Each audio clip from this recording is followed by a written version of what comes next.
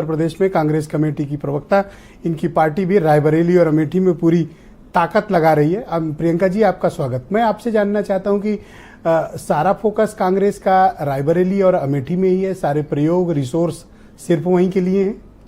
देखिए, लगातार जिस तरह से चर्चाएं हो रही हैं और मैं खुद अमेठी होकर आई हूं, और मुझे लगता है कि इस बार लड़ाई जीत और हार की नहीं है, रिकॉर्ड मतों की लड़ाई है। और अभी यहाँ पर आलोक जी कुछ बता ही नहीं पा रहे थे कि उन्होंने दिया क्या है। जहाँ सूखा है वहाँ नल भी नहीं गिना पाए इन्होंने कितने लगाए हैं। तो देखिए, अब प्रधानमंत्री जी की भाषा देखिए, 4 चरण के बाद उनको ईद भी याद है नल। हाँ, मैं दूंगा आलोक जी तसल्ली। हाँ, मतलब ईद भी याद आ गई उनको, ताजिया भी याद आ गई उनको। तो देखिए, समय बदल रहा है। और जवाब दीजिए जो देश का ज्वलंत मुद्दा है। सुनिए, जवाब देती हूँ मैं। आप कहाँ इतनी जल्दी में हैं? जवाब सुनिए तो। पहले आप रायबरेली अमेठी पे दें, फिर आप चाहे उस पे बोले चाहे किसी पे। हाँ, बोले। रायबरेली की बात करूं और अमेठी की बात करूं तो रायबरेली में तो आप जिस तरह से देख रहे हैं कि एक परिवार की विरासत है, जिस विरासत को हमने संभालने जा रहे हैं। और इस बार रायबरेली से सिर्फ एक कैंडिडेट चुन के नहीं जा रहे हैं, इस बार रायबरेली से प्रधानमंत्री की कैंडिडेट चुन के जा रहे हैं। क्या बात कर रही हैं? और मैं सही बात कर रही हूँ। दूसरी चीज, मैं अमेठी पर आऊंगी। अमेठी में देखिए, वहां पे अहंकार की लड़ाई है। जिस तरह से जो वहां की सांसद हैं, उनका अहंकार और वहां के लोगों का आत्मसम्मान टकरा रहा है, वो लड़ाई है वहां पर विकास की लड़ाई है। विकास के नाम पर उनके पास मतलब 4 से ज्यादा उनके पास जो है सेक्शन थे, पर उन्होंने किसी भी सेक्शन में कोई काम नहीं किया। आज तक कोई रोजगार का कोई भी एक सरकारी काम लेकर आई हो तो नहीं लेकर आई। तो हकीकत यह है कि लड़ाई यह है कि विकास अमेठी में हुआ नहीं।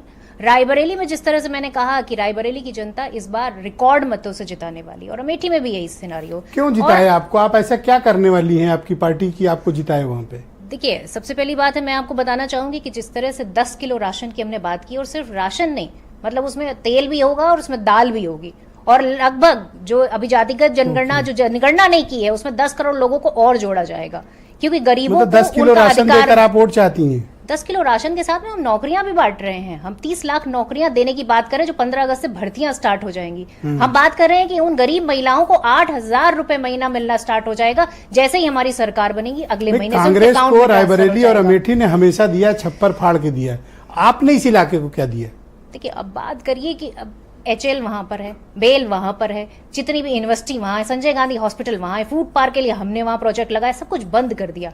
आप बताइए कि इतनी बड़ी बड़ी योजनाएं हम वहां लेकर आए, वहां रोजगार पैदा किया हमने। वहां का आदमी आप पूछिए, सब कहीं ना कहीं रोजगार करता है। देखिए, गठबंधन के साथ में हम लड़ रहे हैं, और गठबंधन के साथ ही हमारे साथ मजबूती के साथ खड़े हुए हैं। और इस बार इसीलिए मैंने कहा, ये चुनाव जीत हार का नहीं है, ये रिकॉर्ड मतों से जीत का चुनाव। अभी स्वाति मालविया पे कह रहे थे, प्रियंका स्वाति मालीवाल, हाँ। स्वाति मालीवाल के लिए कह रहे थे, तो मैंने कहा कि आप देखिए, आप थोड़ा अपडेट रहा करें आलोक जी। कम से कम आपको ये पता होना चाहिए कि प्रियंका गांधी ने अपना स्टैंड पूरी तरीके से क्लियर कर दिया है। उन्होंने कहा है कि हम उनके साथ में खड़े हुए हैं, और महिला अपराध जहां होगा हम वहां उनके साथ खड़े होंगे। पर आप प्रज्वला के साथ क्यों खड़े हुए नजर आते हैं? किसके? प्रज्वला रेवन्ना। आज तक वापस क्यों नहीं आया वो? आपने अभी तक उनका पासपोर्ट कैंसिल क्यों नहीं किया? आप ब्रजभूषण के बेटे को क्यों टिकट दे देते हैं? सवाल तो आप पर उठेंगे लगातार। आप बताइए, अंकिता भंडारी केस में भी न्याय मिल गया क्या? लगातार आप देखिए। मैं सवाल हाँ, एक सेकंड रुकिए आलोक जी, प्लीज। आप ये बताइए कि जब प्रधानमंत्री के संसदीय क्षेत्र में एक बलात्कार होता है और आपके पार्टी के कार्यकर्ता उसमें पाए जाते हैं, तब किसी का मुंह नहीं खुलता। आप मणिपुर पर चुप क्यों रहते हैं? तब आपका मुंह नहीं खुलता। लेकिन कांग्रेस पार्टी आज भी महिला अपराध में महिलाओं के साथ में खड़ी है। बहुत शुक्रिया आपका। मैं मोहम्मद आजम को इन्वाइट करता हूं, समाजवादी पार्टी के प्रवक्ता हैं। ये बताइए, सबसे ज्यादा नुकसान तो आपकी पार्टी को हो गया रायबरेली अमेठी में, ये कांग्रेस वालों के लड़ने के चक्कर में। मनोज पांडे बीजेपी में चले गए।